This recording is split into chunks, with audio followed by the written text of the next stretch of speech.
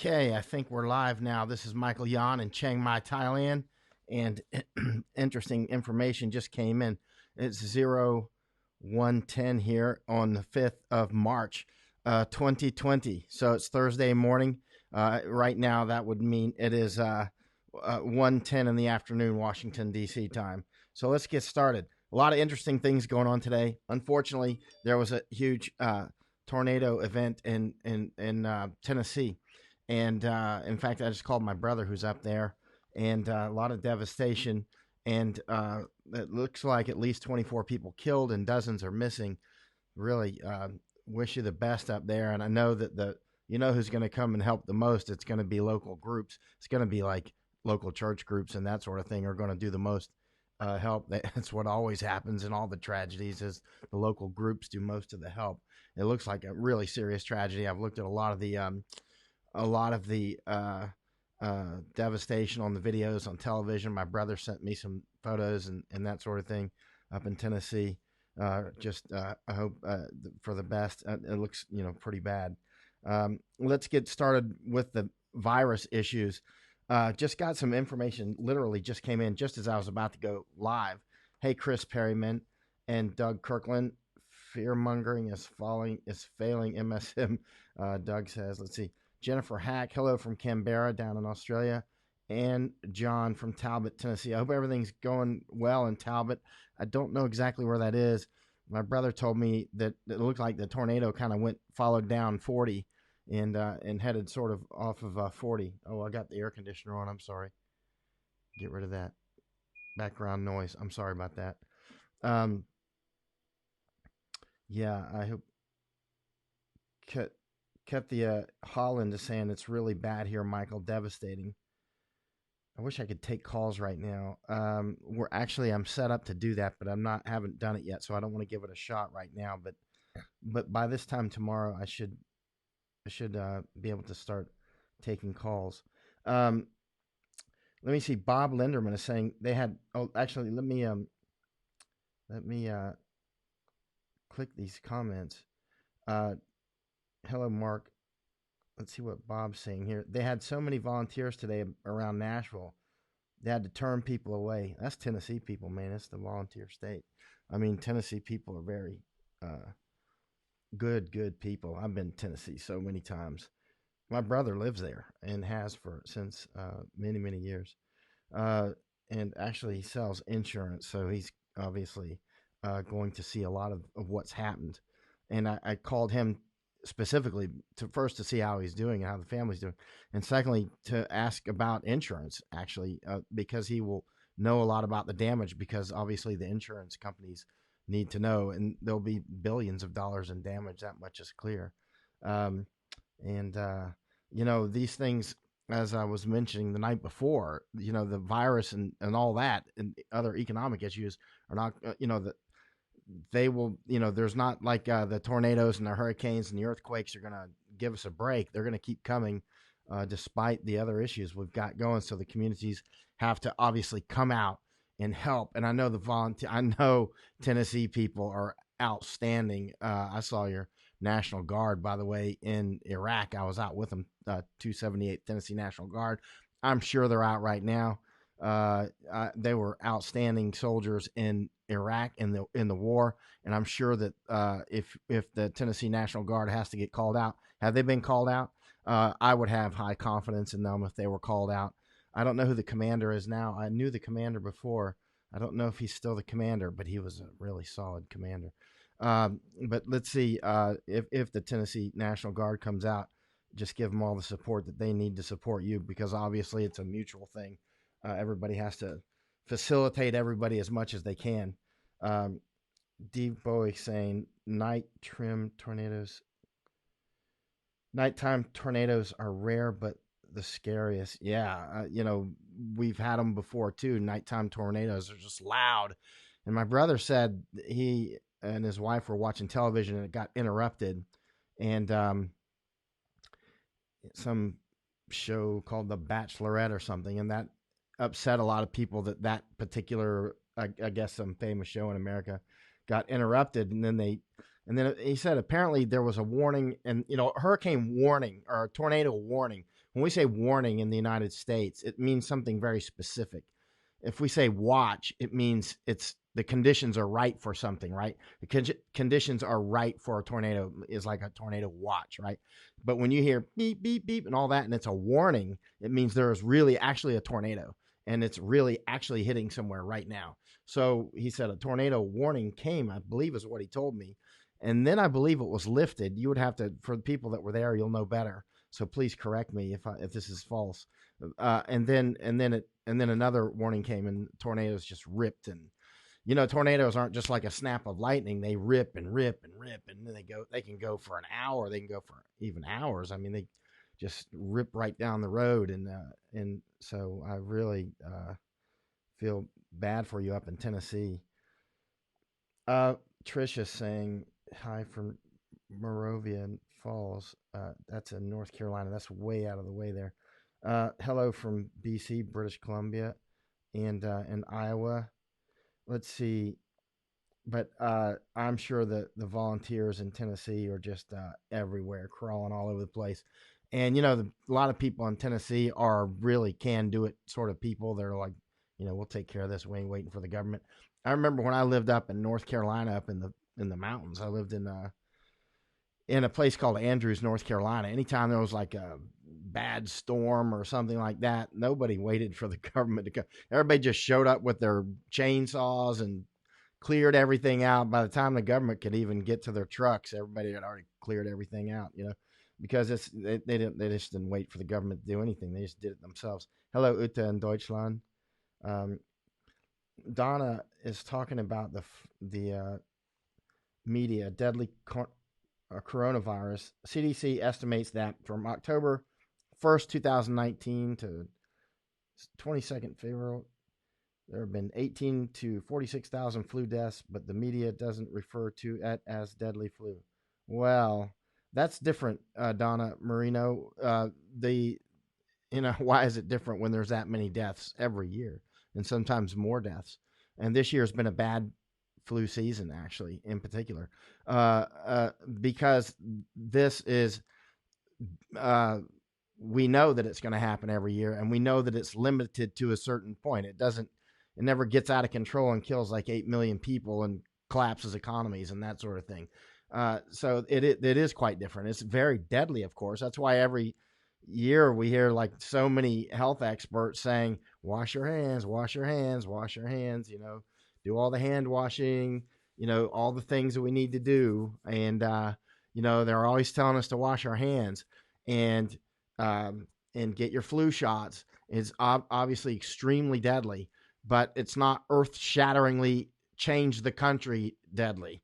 But this novel coronavirus, I'll call it the China plague or the Wuhan virus, is actually earth-shattering. This has just collapsed the Chinese economy, and it will affect you. It will affect you for sure.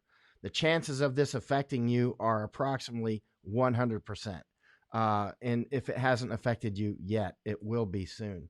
In one way or another, directly or indirectly, you will definitely be affected by this plague from China. Hello in Santa Cruz. Let's get going. Hello, Joshua in DC. Let's read something. I'll read it that just came in just a couple of minutes before I went live. And I want to say one more time, I'm seeing more information about Tennessee. I'm telling you, the people that will be able to do the most help are going to be like local church groups and that sort of thing. I see it over and over and over. I'm not a missionary. I don't even go to church, but I know who's always there. Every time I see a disaster, it's like all the local church groups, and they're a lot more, they make proper use out of every grain of rice. That's not sitting out wasting away somewhere in a harbor or on the side of a road. They're actually making sure everything gets to go, I'm just going to guess it, like for every $10 you give to one of them, actually 9 of it hits target, whereas for the, government, it's like for every $10 you hit to them, like a dime gets to the target, Drink a sip of water. I'm not drinking coffee because I want to get to sleep early tonight. I have to wake up early for something. Let me read this that just came in just as I was going live. This is about the virus. Scientists in China studying the outbreak of disease caused by COVID-19, I'll call it China plague, say they have found that two main strains of the virus are circulating in humans and causing infections, according to media Wednesday. Let me add something there. I was reading something about an hour ago. May even be a third strain. Nobody knows, but how many strains are. But the different strains are almost like different diseases, right? I mean, it can, like, one can be super deadly and super infectious, and another a lot less of both, or less of one and more of the other. So these things. That's why it's so hard to get accurate numbers, because we're talking really multiple different diseases almost. It's just under the same umbrella. Mutations. The researchers from Peking University's School of Life Sciences and the Institute Pasteur in Shanghai, under the Chinese Academy of Sciences, cautioned that their study looked only at limited range of data and said follow-up studies of larger data sets were needed to better understand the virus's evolution. The preliminary study found that a more aggressive strain of the new coronavirus associated with the outbreak in Wuhan accounted for about 70% of the analyzed cases, while 30% were linked to a less aggressive type. So two different strains here. The prevalence of the more aggressive virus type decreased after early January 2020, they said. Experts not directly involved in the study said its findings were interesting, but cautioned against drawing firm conclusions from such preliminary research. Additionally, the World Health Organization, yeah, those guys, they're part of the problem, who said on Tuesday globally about 3.4% of reported COVID-19 cases have died. By comparison, seasonal flu generally kills far fewer than 1% of those infected, they stated. Like, yeah, far, far fewer. Prior estimates, including a study of more than 1,100 cases in China, had put the death rate at 1.4% of cases. Health experts have also suggested that death rate may be lower than current estimates because they do not take into account the number of milder cases of COVID-19, China plague, that do not get reported. All right, well, that's interesting. Now, I literally was reading that for the first time when I just read it to you, so I haven't had time to assimilate it. But I will say something that I did read earlier, and that was the Scottish Health Minister says that up to 80% of the population could be infected, which is what some other scientists are saying. I don't know if she is regurgitating what they're saying, which she probably is, or what. But up to 4% require hospitalization. So if she's correct on that, think about what's the population in Scotland? I don't remember. 7 million? I don't know. 4 million? I don't remember. Let's see. What's the population in the United States? Let's say 330 million. So if 80% actually get infected in the United States, what's that? Let's see. So that would be 24 plus 24, about 264 million. And 4% get hospitalized. That would be 10 or 11%, right? Is my math right? I'm tired. Anyway, so that would mean if my math is right and her math is right, if 80% of Americans were to get infected and we have 330 million people, that would be 24 plus 24, about 264 million would be infected. And then 4% of that, yeah, 10 or 11 million people, right? Not all at once, but if that, I think my numbers are right on that. I'm pretty good at head math. Anyway, but well, that would be overwhelm our system. I don't even need to look under the sheets to see that would overwhelm our system, or probably any system on Earth. That's just a huge amount. And so, interestingly, by the way, I did an interview with Jordan Harbinger on the Jordan Harbinger show. It's a great Jordan Harbinger show is a great show. It's just outstanding. And he invited me on, so I was honored, and I did it. And we did it in January. He aired it in a couple weeks later, I think, in February. I've posted it a couple times. But looking at the transcripts, I was saying in late January when we did the interview that how serious this was. And you can see the transcript on the Jordan Harbinger show. Look up my name and Jordan Harbinger, and look at the transcript. and look at it. I mean, it was published in, I don't know, maybe mid-February, but our interview took place in January. And you can see that I was right on target. I was like, this is what's happening to China. This is, I was talking about we haven't shut off travel yet and how important that was. And so anyway, that was back in January. There's still people that haven't taken this seriously yet. Normally when people don't, like, here, I'm in Thailand right now, right? I'm in Chiang Mai, Thailand. This is the most dangerous country in the world to ride motorbikes, right? Literally the most dangerous. Look it up, motorbike danger, most dangerous country in the world. It'll be Thailand, right? And after that, it's somewhere like Libya or something. I don't remember. But anyway, it's super dangerous. I've seen a lot of accidents here with my own eyes, not just ambulances going. There's so many that if you're here for a while, you'll actually see quite a few. And I warn everybody that comes over here, I'm like, stay off the motorbikes. If you're going to wear them, at least wear a helmet. Don't go get yourself a bottle of whiskey and no helmet and wear sandals and ride a motorbike. So many messages I get, oh, my son just broke his leg or my friend just got killed. Quite a few of those over the years, literally killed. It's so common. And I would like to say I feel sorry for you, but I warned you, right? And it's the same with this virus. Unfortunately, with this virus, the people that keep not taking it seriously, I mean, if you go rent a motorbike and you got a bottle of whiskey and you get killed, tough luck. I mean, you were warned and you know better. You're an adult, or maybe you're not an adult. But with this virus, unfortunately, it's tough luck for all of us when people don't take it seriously because they spread it to us. Likewise with our politicians now, Republicans and Democrats, and not just Americans, but you can see like the Dutch and some others are doing just as badly. I mean, people like Biden and Trump can end up being super spreaders. The people that are out there just meeting in big public places with everybody, they can literally be super spreaders. A significant part, let's say, of the Iranian government apparently at this point has been infected. So, I mean, the actual like parliament members, I think about 1 out of 10 or something like that. It's quite a few. And so if it's that many that are already exhibiting enough symptoms to be recognized, it makes one wonder how many are actually. Now, I've read that the scientists are saying that the attack rate is about 80%, which means like the virus can hit up or can be up to 80%. In other words, up to 80% of the people who come in some sort of contact with it may get it. Of course, some lower percentage will then require hospitalization, and some lower percentage then will then die. But interestingly, there's a lot of things that we can do to mitigate. Wash hands. China, a lot of the people in China are shaving beards and shaving their heads, including the women, female doctors and male doctors shaving all the hair off there. And they're just like going like me, I got a pretty head. People that are afraid of their heads, showing how they got knots on their heads and stuff, just wear a hat or whatever and wash the hat. But it really, the hair and all that becomes a reservoir. Also, it makes it difficult to wear the mask, of course.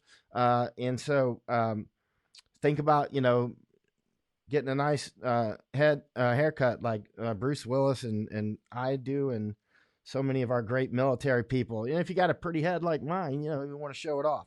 So, all right, Indians. Why is it that Indians just think that they're immune to so much stuff? Well, I got news for you. Unless you got some genetic, Teflon coating over your skin or something, India is not immune to it. But Indians do keep saying that, interestingly. But look how many also sorts of people there are in India. It's not like Indians are one sort of people. It's like literally a couple thousand languages and dialects and people that look amazingly different from each other within India. In the United States, our health departments have an amazing amount of power. I mean, like superpowers, like to the point where, a health department can walk into the biggest hotel in New York or California and they can go, you're in violation of X, snap, close the doors, and you will close the doors or go to jail. Take your choice. And it's not like you can argue if you want, but the doors are going to close, right? They'll just call the sheriff. And so, our health authorities, and this is a good thing, not a bad thing. So our health authorities in around the United States have amazing power that they don't often exercise in big ways. they exercise it in small ways every day, closing restaurants and that sort of thing, which is interesting when so many Filipinos want to become an American state. And I'm like, no, if you became an American state, you would be at war. Our friendship would end within about a year and you'd be at war with us. Because first of all, our health inspectors would close down like every restaurant in Philippines. And half the hotels would be closed like, in the first year. So yeah, we would be at war. And it just wouldn't work out. But the point is the health, that we haven't done more quarantining is not just coming from the presidential or governor level, because we have governors in our various states. Like we have a governor in Florida who is very powerful. The governor in California is very powerful. But they also have the powers to do amazing things, like to make, is this still live? Let's see. And to do all sorts of, I don't know if we're live at all. Let's see. I think we are, but I'm not sure. It looks like, yeah, we're live. Anyway, so and also at local levels, for instance, a health inspector in Miami could do just shut down public transport. You could say, okay, stop all taxis. You know what I mean? Taxis have to stop. It's that. So there's multiple levels within the United States. I don't know how it is in Germany or Netherlands or Japan or here in Thailand, but there's multiple levels of government that can definitively intervene. Now, at the federal level, of course, it takes the federal government, but at the tactical level, the city level, it can be done at city level if they can withstand the pressure later.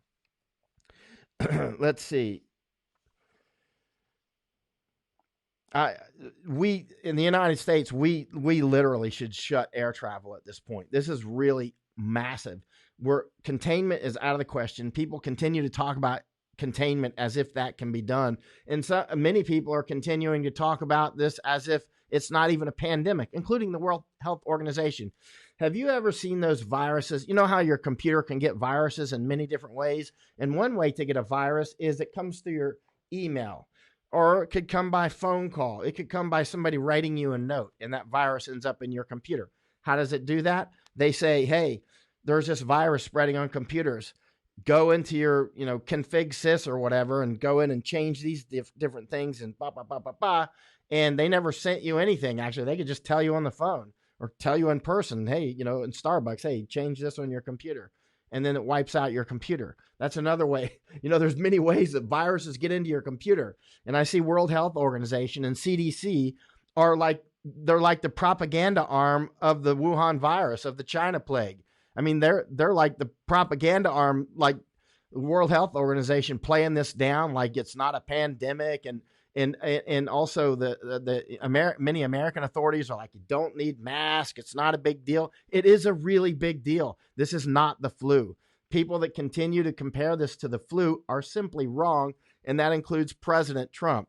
Let's see if President Trump becomes a super spreader and goes out there and starts hugging and kissing people on the campaign trail. And he is of that age group that if he's infected, if there is a 80% chance that, that he will be infected, as there may be for all of us, he is in a high bracket. Of course, he'll get top-notch medical care. And that's another a big part of this as well. It looks like Italy, Iran, China, South Korea, and some others already have reached triage state.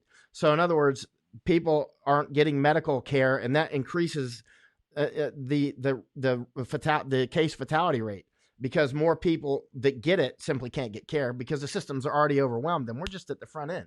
We're just starting. In the United States, across the United States, this has been a bad flu year, and so so many people are already there with the flu, the seasonal flu, and now this is sweeping through. And then we just had a big tornado. So imagine, there's parts of hospitals get closed off because of this already, because they become contaminated with the virus, and then they have to quarantine that, or quarantine the doctors and nurses.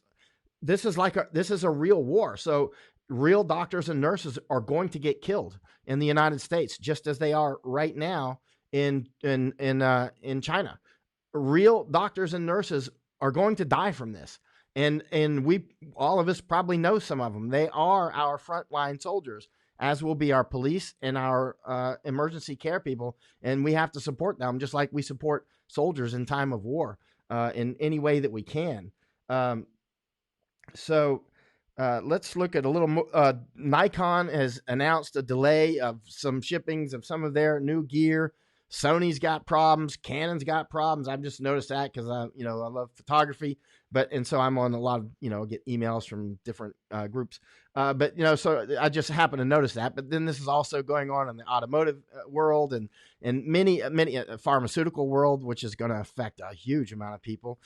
So there's this shutdown of the Chinese economy is rippling across many sectors. The just-in-time inventory issue is really going to be a big deal. Now, up to 8% of the people who become infected, about 80% apparently don't have much problem at all. But of those others who do, about 8%, it depends on what they, there's different definitions for different countries, and I don't know what all those definitions are. You'd have to ask doctors, medical professionals in each of your own countries what they mean by intensive care, that sort of thing.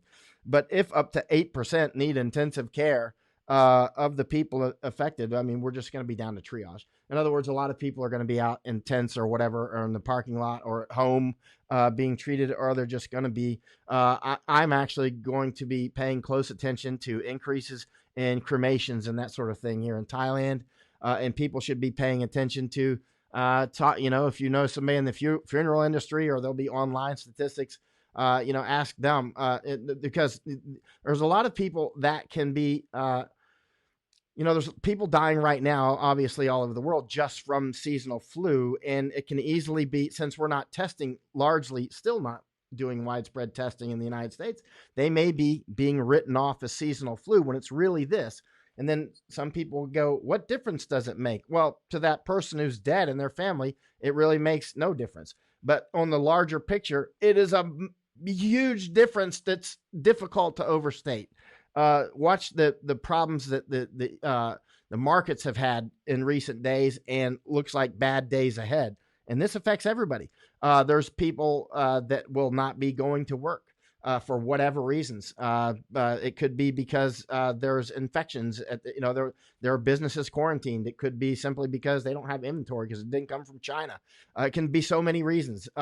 And so there's a lot of people that will be, the good news is you'll be able to self-quarantine if you have the discipline to stay home and you have the circumstance, but family clusters clearly are happening. The medical professionals keep warning us about family clusters. So in other words, you can keep all, 10 of your family in the house and one keeps going out and the one comes back in, family cluster. And so, and it's very difficult to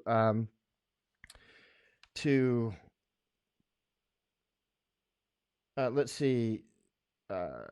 Let's read some questions here, and then let me make sure I've hit on all the major parts. Yeah, this is an election year in the United States, and looks like Biden will be going heads on with Trump. I'm not sure what chance Biden will have in that. But, he thinks he's running for Senate, apparently. And he mixed up his wife and his sister, today, I think it was. I saw the video. And he's just, he's not, obviously not all with it. So, Bloomberg, interestingly, he put, from one report that I read, he put about $500 million worth of his own money into the election. And there's some people saying, well, it looks like money can't buy everything. And that's true, but it certainly bought him a lot of votes. He didn't win, but he certainly, in a different world, he might have gotten 500 votes, but he actually got a huge percentage, not compared to Bernie Sanders and Biden, but Biden, it's amazing that people are worried about President Trump starting a nuclear war or something.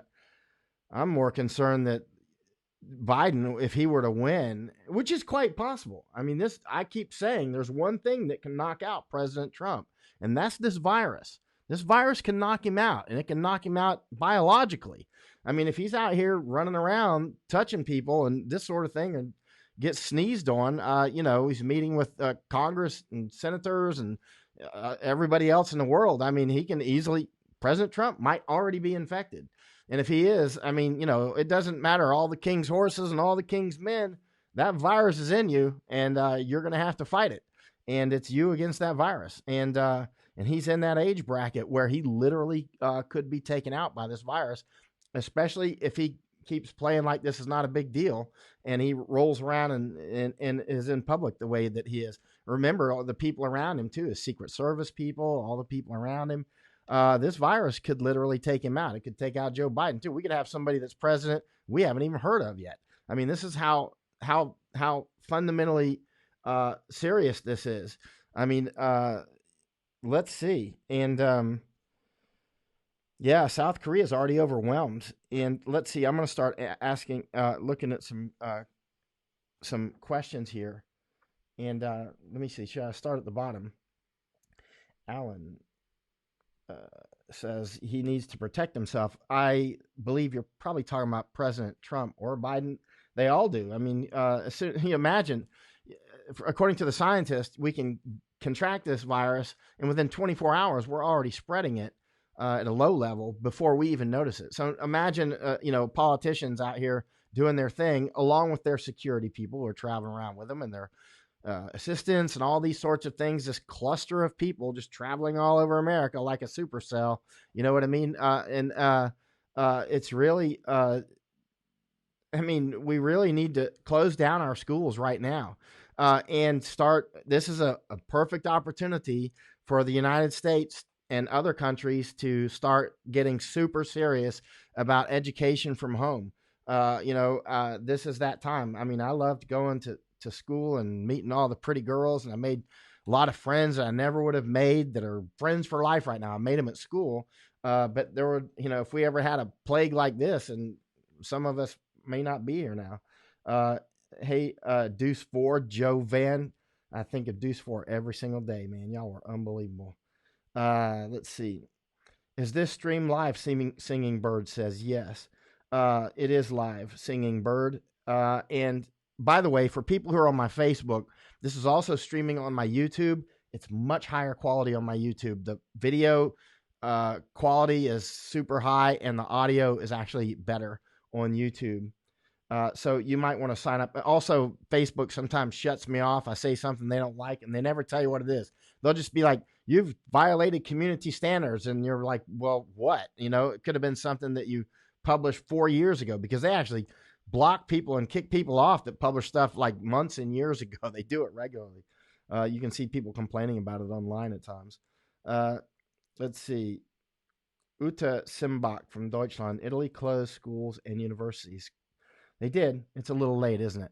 But they did. And at least they can try to slow it down now. It is serious, Joyce says it's serious. And Barbara says YouTube is great. Much higher quality. My streams are much higher quality on YouTube. And make sure if you go to YouTube to click the icon to subscribe, but you have to hit the bell too. But I subscribe to like Pandemic, Steve Bannon's show, War Room Pandemic, and it doesn't send them to me. A lot of people complain about that, not just his, but others. And so it'll, you have to, it's a pain actually. Okay. Angela says, that's crazy. Stop it. You're causing panic. I'm not falling for this. Well, have a nice life. Might not be very long. Unfortunately, you can infect others. See, this is where Darwin comes in. Dr. Darwin says, people that he who ride motorbike without helmet and drink whiskey die early. And he who not pay attention to this virus die early after infecting many other people. So if you're going to rent a motorbike on a desert road somewhere and get yourself a bottle of whiskey, by all means, knock yourself out. I'm into freedom. Go as fast as you want to go, through the cacti and all that stuff. Watch out for them coyotes. And, but the problem is with this disease, because I'm totally into freedom. I'm into complete freedom to the point where it makes people uncomfortable. Like if you want a parachute with no parachute, and as long as it's out in the desert, I'm completely fine with it. I'm really into freedom. Just as long as you're not landing in my roof. As long as your disease isn't spreading all over my friends and family and my countrymen and friends around the world, that's where it gets a little bit too much for me. And imagine how this is going to affect prisons around the United States. Already, it's been reported that Iran has released 54 or 56,000 prisoners. I saw that on the news. Brian Anderson saying, "What is your YouTube channel? Also, what's the official channel name for Steve Bannon?" My channel is, if you look, I tried to click your. My channel is, look up Michael.Yon, war correspondent, and cannibal hunter. Two things I'm very good at is combat work and chasing cannibals. I'm very good at chasing cannibals. And for those who've seen me in combat, covering years in firefights and bombs and all that stuff, and killing Taliban and them killing us, you should see me when I'm hunting cannibals. I'm much better. You just didn't see it, but I'll publish it at some point.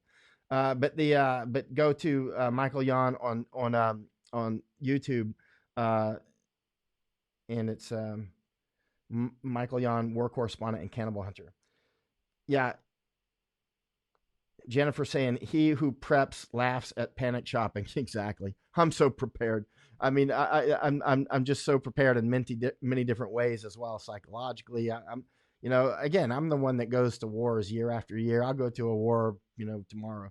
It's like I'm calm. I'm ready to go. I can fast for 10 days. Like other people miss breakfast, I can go 10 days with no food and laugh at it. And I've done it many times. I can just stop eating right now and not eat a bite of food for 10 days. Won't miss a beat. You know what I mean? I've gone 20 days without even a bite of food. It's nothing for me. I'm not panicking. I got plenty of fat. I got plenty of food. I got my dog here. She's asleep. Wake up, Barney. And I got plenty of food for her and my wild cats that I adopted. So, I mean, I'm good to go. So I one of my friends, he's a missionary in Texas. Actually, he was in China a lot, man. He knows a lot about China. I keep telling you, missionaries know a lot more about a lot of these countries than anybody you'll ever talk with. I learned that when I was a Green Beret. The old time Green Berets are like, I've said this many times, go find the missionaries, talk with them, and make a relationship with them and share information back and forth, because they know more about most places, especially rough places, the kind of places that we would go, than almost anybody, and sometimes more. And so, all the missionaries I know, they're always like, "Oh yeah, I got plenty of food." And also they'll quickly come together as a group, and they will cooperate as a group. And that group strength is vital. Okay. You and Kip Moon is I'm sorry. Someone asked earlier about what was the Steve Bannon's show. And then you and Kip Moon. Thank you, sir. You and Kip Moon, by the way, every time you and Kip Moon publishes something, it's always accurate. He's published hundreds of comments over long, I don't know, a couple of years. I don't even know how long. And they're always accurate, always responsible and accurate. You should be like a co-host, man. But he says War Room Pandemic is mixed up with other stuff. It is. But you can find it. Like today was episode 32, right? I watched it. Let's see. There is no.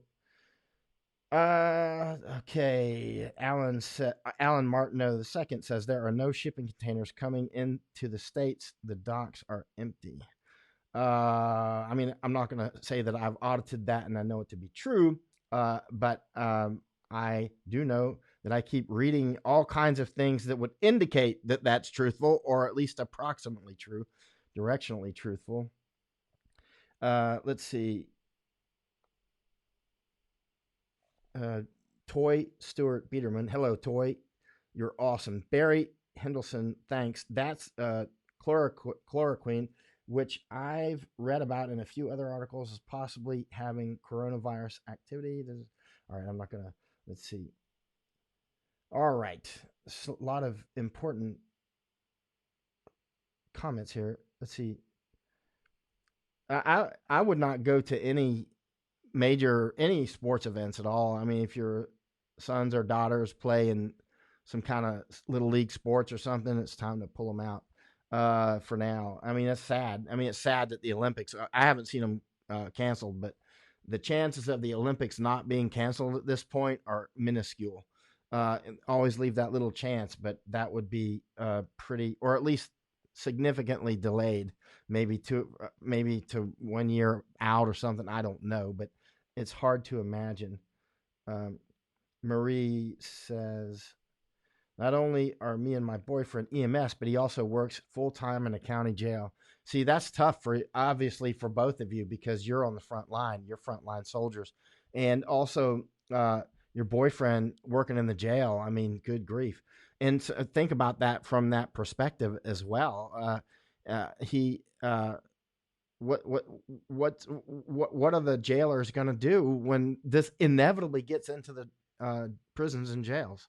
What is it going to do? And by the way, a lot of people have asked me over the years, why do Americans use prisons and jails as if they're two different things? Because they are actually, like in Florida. I don't know what the difference is, say in Georgia or Tennessee or something, but in Florida, jail is, you got like the city jail. That's city level stuff. Like, drunk guy gets caught sleeping in the park and they put him in jail to sleep it off for a night or something. And then you've got like the county jail. Usually that can be a little more serious, or it could be for that as well. But the county jail usually is something that you stay in for a year or less. It's not like a massive sentence of like, 5, 10, 20, 30 years.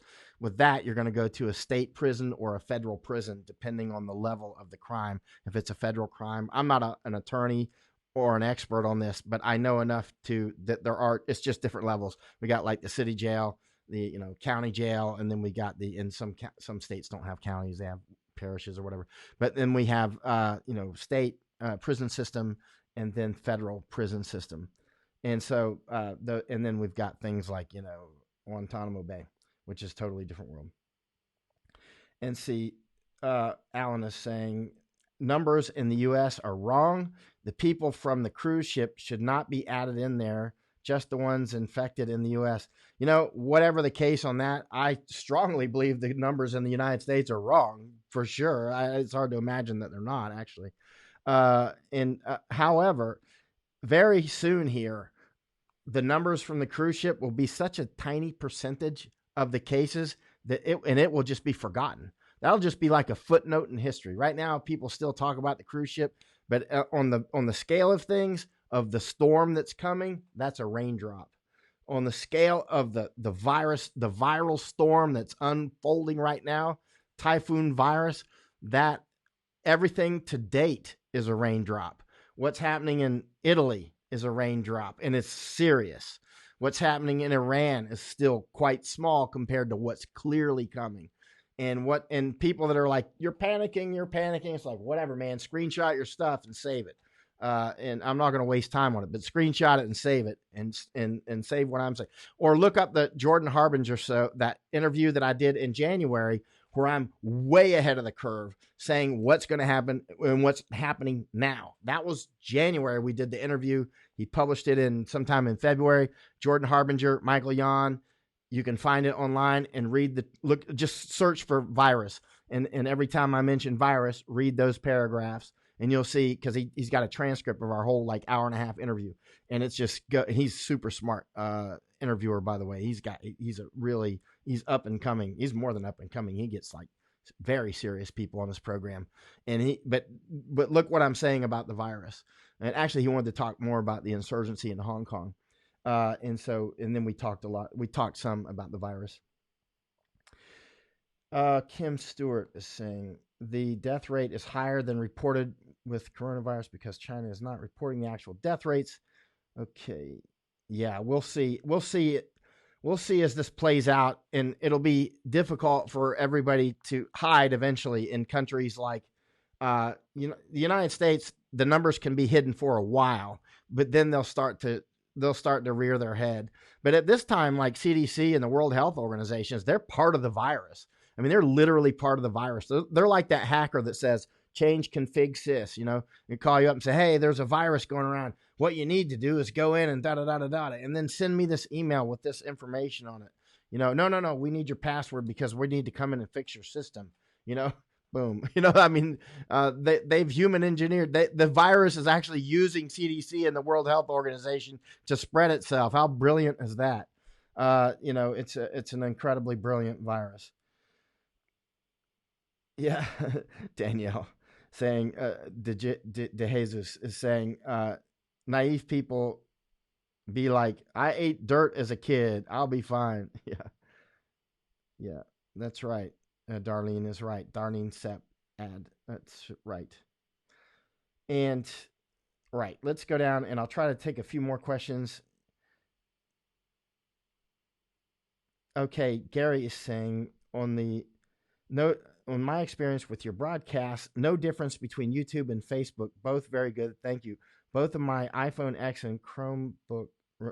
My YouTube, when I look at it on my computer screen or I look at it on I got a big flat screen TV. I got that. I don't even watch TV much, but I like to look at my high definition videos and photographs that I was shooting in the Hong Kong fighting and that sort of thing. When I look at them on the big screen, I can see errors I made in photography or whatever much bigger, man. Looking at stuff on the big screen can increase your photography skills. By the way, I'm just for photographers out there. I mean, that's why I got the big screen so I can increase my skills. It's like shooting with tracers. Anybody ever shoot with tracers? Shoot a rifle with tracers? When you're not aiming and you're just learn how to do instinctive shooting. Shooting with tracers gives you that instant biofeedback. It's like shooting with tracers. Let's see. Barbara Sumi is saying Pence is having a meeting with cruise ship CEOs and airline CEOs on Saturday. What do you think will happen? Well, I don't know, but we should be ending no cruise ships should be leaving from the United States. I mean, or even coming into the United States at this point. Not until this is over. I still see, I was watching Steve Bannon's pandemic show. I've watched all 32 episode, which is kind of funny because they got a cruise ship advertisement on there. I'm like, you think I'm getting on that cruise ship? I mean, I might get on there as a war correspondent or a pandemic correspondent, but I wouldn't get on there for a vacation because I would be masked up the whole time and wearing my Tevek suit or whatever. Okay. Roger Viking is saying, sucks to be in Sweden at the moment. 36 infected and rising. Watch, it's going to hit the roof, man.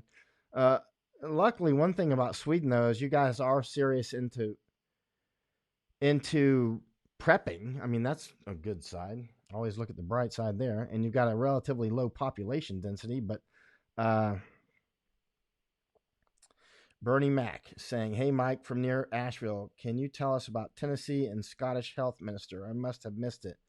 Yeah, the Scottish health minister saying that up to 80%. And I think someone from Hong Kong University, an epidemiologist, I think he was, or a virologist, said also that he had similar estimates at one point. I don't remember specifically, but that, her name, the Scottish health minister, her name is Jean Freeman, and she said that up to 80% of the population could become infected, and of those who become infected, about 4% could need intensive care, could require hospitalization. I don't know if she said intensive care, so let me delineate that, which is different in every country. I'm not going to get into that. You need medical specialists to crack that code. But if she's right on those general numbers, 80%, and then 80% get the infection, and then 4% require hospitalization. I mean, quick head math on that would be, 10 or 11 million people in the United States would require hospitalization. If those numbers come to pass and are truthful. Let's see. I'm not going on a cruise. No way I would be going on a cruise right now. That's right. Thomas Tomatis is saying it's Gabriel Loang said that. Same expert who said 80% attack rate. Yeah, and he's highly respected. Gabriel Loang. Leung. He's is he an infectious disease expert at Hong Kong University? And he's known for his work on other previous pandemics and epidemics. And this is such a complex topic, and it requires many diverse specialties. It requires Oh, so much. I mean, this is like there's so many dimensions to this. There's the infectious disease part, and then there's also economic side, which requires expertise, and that's a whole different world. Requires mathematical expertise that even most scientists might not have, because it's a whole. I mean, the math behind this is super complex. It's not. I mean, they're boiling it down when they talk 8% and the 80% attack rate, and and the R naught maybe 2 to 6 or whatever. They're boiling all that down, but the real math for predicting how this could go has I've got just enough math training and study since I was like 8 or 9 years old, of every kind of science I can stuff in my bald head, that to know that there's so many variables involved in this, that it is as complex as like climate science. It is super complex. There's so many things that go into it. So ultimately, at the end of the day, I mean, and then there's wild cards that nobody can calculate for. They know that they're there, but it's like mutations. Okay, let's say they get everything down pat, which they won't, but let's say that they did. And then there's mutation. It's like, that just changed all the numbers. And the mutations are happening every time it replicates. It's like a copy machine that always has a error in it. So, yeah. Let's see. Davis Chenault is saying you should look into the convolution if virus in humans. Your mention of WHO and the CDC as being vectors essentially mirrors the thoughts of many sociobiologists on the evolution of viruses and how they adapt and select for various traits in their hosts. I wouldn't doubt that at all. It's something I've thought about a lot, actually. This isn't my first thinking on this. I spent so many years rolling around the world and like walking up in the Himalaya at times, just go walk for hundreds of miles and just think about stuff, and spending just so much time out in quiet places, reading books and thinking and watching the world go by. And you realize, all this, any idea that we're kind of separate from the world is obviously just utterly, amazingly false. I mean, even the idea that we're an individual human is clearly false. We're part of a much large. We're like light. We can behave as a particle or a wave. It depends on how you look at us. You got which slit we go through or whatever. But interestingly as well, our bodies are like, when you look at a tree is not just a tree. It's also got all kinds of creatures that live on it and in it, and they all work together. You know what I mean? And our bodies are the same way. Our bodies are filled with all sorts of life, just like uncountable. The scientists don't even know. I mean, it changes around the world anyway, different biomes, right? And so, and the different diets that we have, which can be contingent on what's local or whatever's, bacteria we get there locally, or the climate. There's so many things that go into it. We are very complex, and we're obviously, we like to seem to think of ourselves as discrete little things. Like, I'm Michael.Yon, but I'm really Michael.Yon and part of you, and you're part of me, and we're part of this larger thing, Mother Earth and Mother Nature. Debbie Borders. Yeah, I mentioned on a podcast maybe a couple of weeks ago that, and I think it surprised some people because they sent me some messages offline that, for instance, our connection to our family trees, as an example, like we were all formed from, unless you're not human, but we were formed from egg and sperm, right? And so our mother's egg was formed in our grandmother's body, right? So when our mothers were gestating, when our grandmothers were pregnant, that's when our mother's eggs actually formed. So the eggs that we were made out of came from our grandmother's body. That's pretty interesting, isn't it? Think about that. I mean, we're like, so whatever health issues that she was going through, maybe a super healthy diet or whatever, it's like a direct connection right there, obviously. But it's amazing to think of, though, that we actually came from an egg that came from our grandmother's body, like directly, not indirectly. So let's see here. And yeah, Jack is talking about the aspen tree system as a great group of trees. Interestingly, nature therapy. Dana Dean says, "Oh, there's something about forest therapy. I love just going out in the forest, man. I can just lay down on the ground and just like listen to the birds and go to sleep, you know." And I've done it so much. And but you know, trees actually communicate with each other. They like if one tree starts getting a pest that's eating its leaves, it can release an acid. I think it's abscisic acid, right? I don't remember. It's been since I was a kid. And I think it's called abscisic acid, right? And it'll cut the leaf off. It'll make the leaf just like fall off. It'll cut its own leaf off, and the caterpillar falls on the ground, and the ants get it or whatever. And but also the trees can release a chemical like maybe pheromone. I'm not sure. And the other trees will sense that and start to build their own defenses. And this is an interesting aspect of some of these diseases that come from places like in South America or Africa or wherever, one of the things that the scientists believe causes this is that we are when we attack Mother Earth through farming or whatever, we build our mega cities, and a lot of these terrible diseases come from places with high biodiversity that we've attacked, that we've wiped out a lot of that, the biosphere there. We've wiped out a lot of the things. And for some reason, this causes some wildly dangerous pathogens to be born or to develop. And then they get released upon us, right? And so often these will occur way back in the hinterlands of Africa or someplace.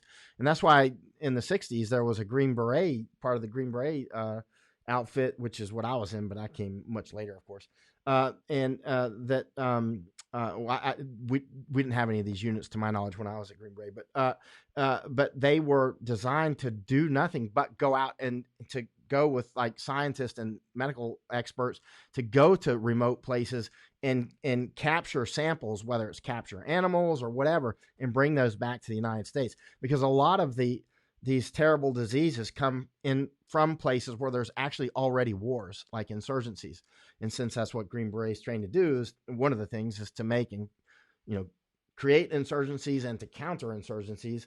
That's why they would be a natural pick to go out with scientists to go into an insurgency, because the insurgents often live deep in jungles to hide from government forces and whatnot. And they'll be eating monkeys and all kinds of things, and they can get diseases that we don't normally have. Hello, Petra in Belgium. I hear Belgium starting to tick up on this, and also Netherlands, your neighbor, and North Seattle. It's hitting you guys up there already in Washington. David is asking, can coronavirus enter via moisture in the eye? According to the scientists, that is like a front door. Yeah, like touching your eyes.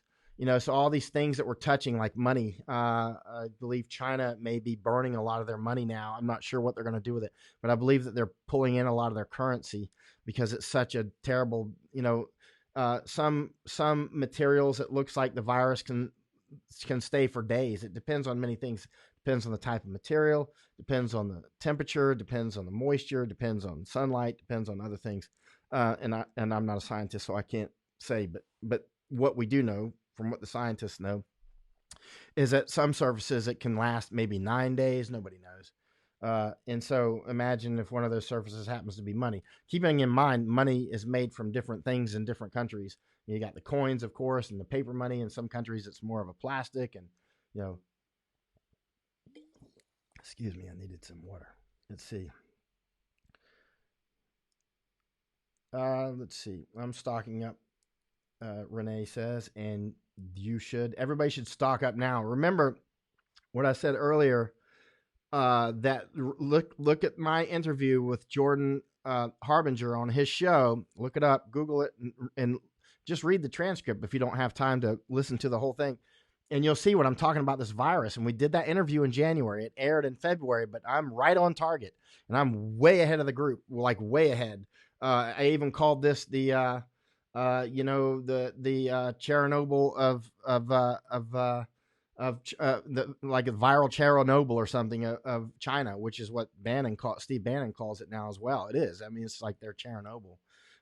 That's exactly what it is in a viral sense.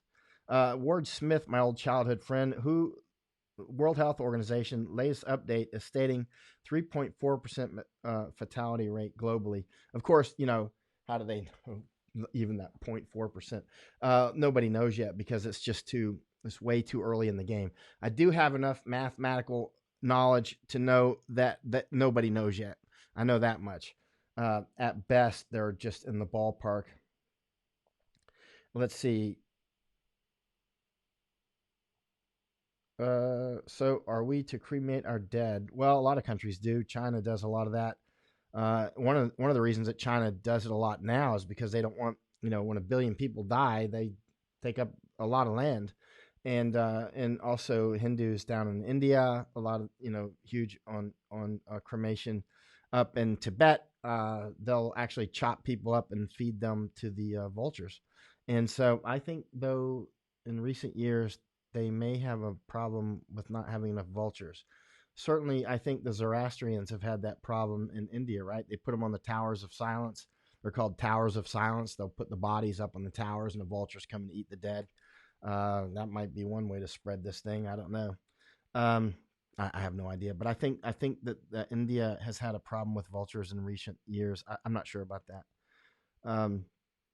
I heard people last month or so saying, there's a lot of crows and ravens by some of the Chinese rivers, and people were saying, oh, it's just a conspiracy theory that the crows and ravens would eat people, and I'm like, no, it's not. I've seen crows and ravens eat people many times right in front of my eyes, and I've seen it, and I've photographed it actually. It's pretty horrific. Let's see. Katie Smith is saying, Katie Smith, who are the infected deceased? Are they elderly people? Actually, the best thing for that, Katie, is to look online because they're releasing new numbers constantly. So like if you look at numbers from a week ago, they're a little bit different now. So, but definitely elderly people are more affected. I'm not sure if they're more infected, but like children, not many children seem to be dying. Of course, a mutation could change that, but that doesn't mean children aren't reservoirs who are spreading. So, and like Ewan Kit Moon says, yes, it's possible for the coronavirus to enter the eye. Yeah. Yeah. Okay. Let's see here. I think, yeah. Okay. David Jarrett, Mother Nature's way of saying stop overpopulation. You're eating what I never meant you to. Yeah. Mother Nature is in charge, fully in charge. We live at the mercy and pleasure of Mother Nature. And when we mistreat Mother Nature, she becomes upset. And we have been abusing this earth. And one of the things that could exacerbate the fatality rate, some scientists are saying, is air pollution. And if you've been to China, as I've been, I've been there, I don't know, 8 or 10, 12 times. I don't know. Depends on what you call China too. Do you call Tibet China? But in any case, the air pollution, like in Beijing, is horrific.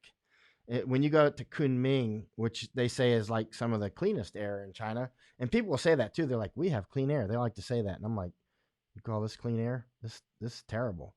But for them, it's like some of the cleanest air in China, Kunming. I'm like, it's horrific air. It's like, but then you fly to Beijing, you're like, oh yeah, Beijing. I mean, literally when you're landing, it looks like you're going to do a water landing, but you're doing a water landing on the dirty, dingy, ugly, filthy clouds.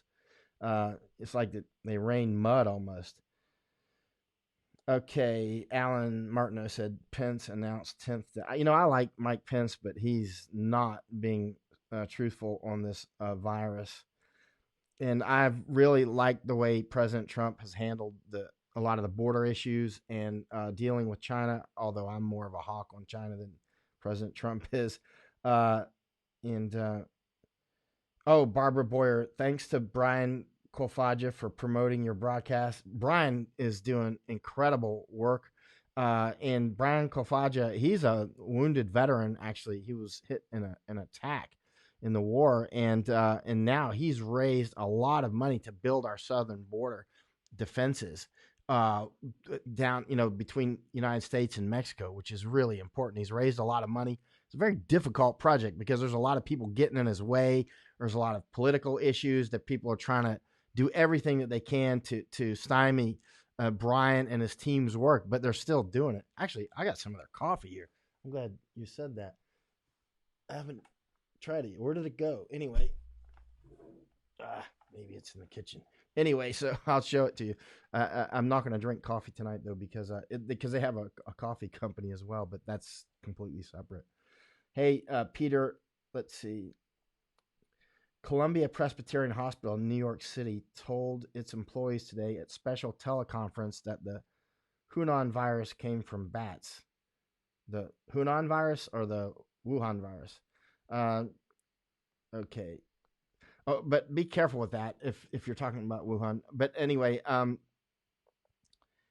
because, for instance, I think MERS came from bats, and then it went to camels, right? And then to humans, I believe. I'm not sure. I'm not an infectious disease expert.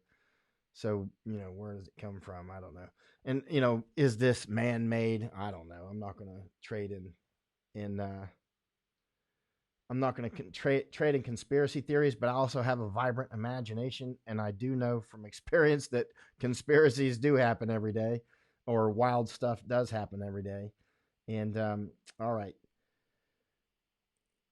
Thank you, everybody, for all the support. Please do hit my Patreon and PayPal and Venmo. And my new Japanese book is out. It came out a few days ago. And there it is. And that's my picture when I'm younger and more handsome in Iraq, actually. But it's about Chinese information war. It's my third book in Japanese language. It's only in Japanese. It's on Amazon.jp, and it's in Japanese language, and it's on ebook, and you can get it in softcover, and it's written in Japanese. Which is pretty cool. And so, yeah, you can buy it. That page, those 2 pages are free. You can read them for free if you can read Japanese. And this is my other 2 books. They're also available on Amazon in Japan.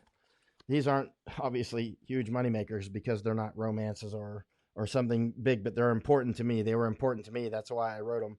And about Chinese information war. So I've written 3 books on Chinese information warfare. So this is something I'm very familiar with. That's why when the insurgency kicked off in Hong Kong, I jumped right on the airplane and landed right in the middle of it, right just like a couple of weeks after it kicked off. And I immediately got it. It shocked a lot of people later. They're like, "You came that early?" It's like, I know insurgency when I see one. And and I've been studying China for a long time. So I jumped right on.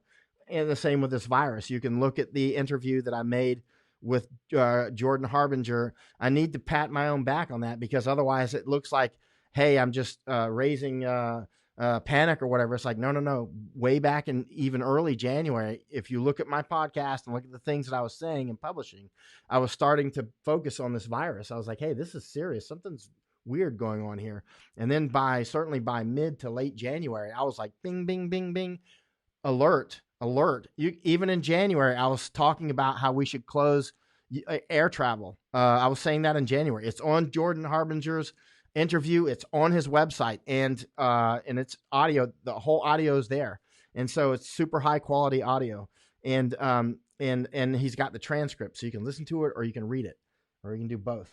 And so I do appreciate that. And as you know, for people who've followed my work for many years, they know when I talk like this, I'm batting 400. I've been 100% correct when I come out and I talk about something this directly. Iraq civil war, losing the war in Afghanistan, various Taliban issues. Heck, I was warning about Al-Qaeda attacks before they ever attacked, but that was before I was known as a writer, actually. And then, Thai issues or Japan-Korea relations splitting apart, and for the reasons that I said they would split apart, which was the comfort women issue. See that statue? I was warning about that.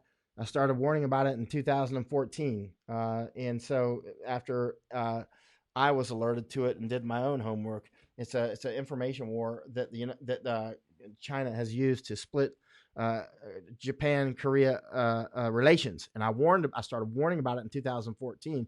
And finally, last year, it came to pass. The relationship really went on rocky water, and because of this. So, or the insurgency in Hong Kong. Each time I've come on board, many times, not just those, saying General Menard should be fired. He was fired. He was reduced and ranked to colonel for something I published. And General Menard should be fired. He was fired later.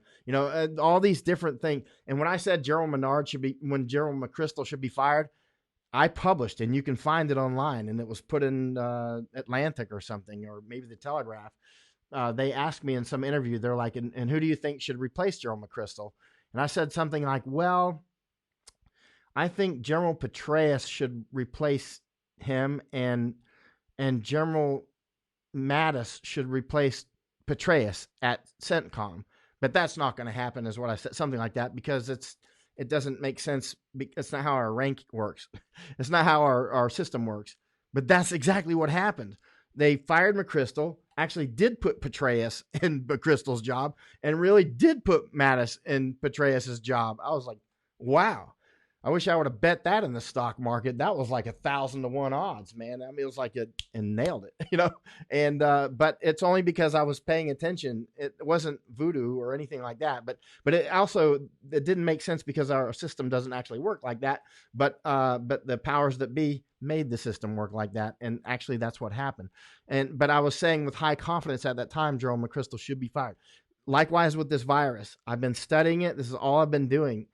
Since January, I've been studying this and how it affects China, and how it's going to affect the world and us, and how it affects the insurgency in Hong Kong. And I'm telling you, if you haven't stocked up on food yet, and water and those sorts of things, you better do it. You really better do it. This is really super serious, and it's not a joke. A lot of people are going to die. It's going to change the way you live. If you haven't checked what pharmaceuticals you or your family needs, if they're vital for your life and health, you need to check and see if they or their precursors, their active ingredients, are made in China. You need to check that, because you could be out of key pharmaceuticals soon, and that's going to cause people to die. Other things that will cause people to die is our medical systems are overwhelmed. And my estimation at this time is that in some time in the next couple of months, let's just put a number on it, huge numbers of hospitals throughout the United States will be overwhelmed or on quarantine.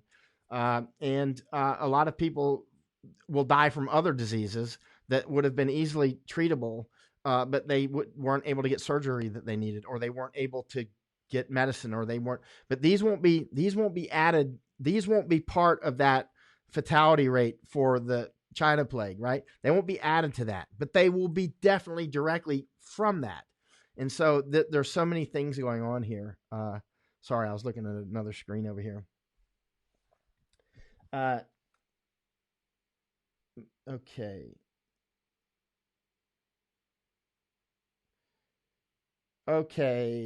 Aaron says, I look better today, not so tired. I slept like 8 hours. Bernie, you can see the strike and destroy. Really? Oh, I thought it was behind my head. I got that from 5-2 Striker Brigade Combat Team. That's why I used to keep my PVS 14 in. I'm gonna write a book about those guys. I love that. It's an incredible brigade in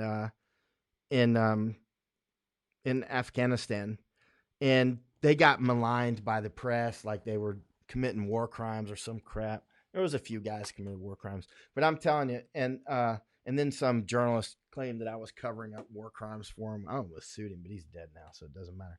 But the point is that was what's his name, Michael Hastings, and he ran into a tree over in Hollywood. I saw the tree. I drove by and stopped. I was like, that's where that guy died. That guy accused me of covering up war crimes.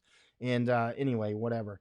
And and then the accusation came in relation to the 5-2 Striker Brigade combat team. There were some people that committed war crimes, but I wasn't there for those.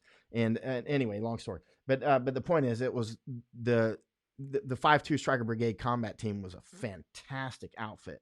And but they got maligned in the press because of various things, like some of the journalists and others did not like Harry Tennell, who was the brigade commander. He was a colonel, great commander.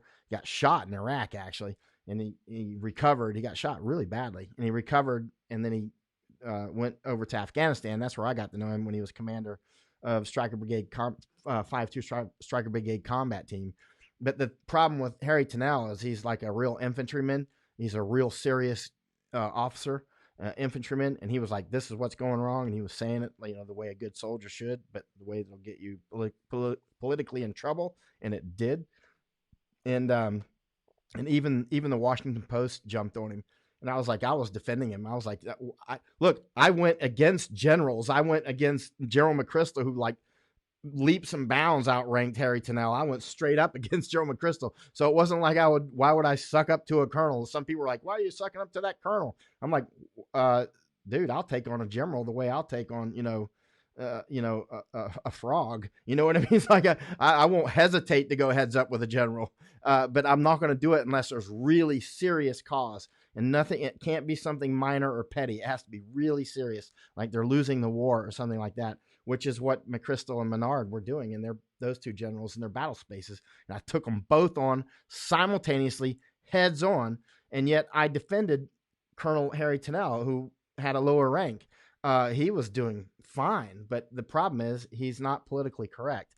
And then some people are like, oh, it's because because they only went after Colonel Tennell because he's black. And I'm like, nah, that's not it. It's not because he's black. It's because he's outspoken. It's because he's a soldier. He's a real soldier. He's like the real Major Payne, but he was a colonel and not a major. He's really that guy. He's a scientist now, but he's retired from the army. He got shot in Iraq, got really badly wounded, and then a football team. What was that football team up north somewhere? Helped him recover and helped him use the gym. They helped him with the trainers and stuff. I love America. So he's recovering. Harry Tennell's like, I want to go back to combat. That's why I keep this, man. I like to keep items that came from strong people. And that came from Sergeant Major Rob Prosser. He gave it to me. And he was the Sergeant Major for Harry Tennell, right? So when I see that, it reminds me of people like Harry Tennell and Rob Prosser. And it gives me a little strength. That's why I keep it. And here, you can keep it. Screenshot it. Those are warriors, man. And so anyway, I still defend Harry Tennell. If somebody says something bad about him, I stop what I'm doing and rip into him. All right, y'all. Y'all have a good night. And I got some studying to do. And love y'all. Make sure you wash your hands. Wash them good. Look at that video from that English doctor that I put on. I watched some of his shows. He's like an old doctor, and he talks the way all old doctors do. It's funny. He talks about like yesterday. Today he's apologizing. He's like, yesterday I got a little emotional and I apologize for that, and it won't happen again. And I watched his show from yesterday, and I'm like, what emotion? You're like British doctor emotion. His emotion is like this, like. He's like, oh, I lost my cool. I'm like, it's like, you won't even notice it. You can watch the whole show. But for him being a British, English doctor, if they just step out of line just a little bit with emotion, they look like it's a total, chainsaw massacre blow up. Whereas I'm like, screw that guy. You know what I mean? Like, in the street telling a British he's a traitor. That's Americans and British. We're a little different. We come from your stock, but some of us do. I did, but we're different now. All right. Love y'all. Everybody wash up, shave your head. If you got a pretty head, hair is a reservoir for this stuff. That's why a lot of Chinese medical people are shaving now. And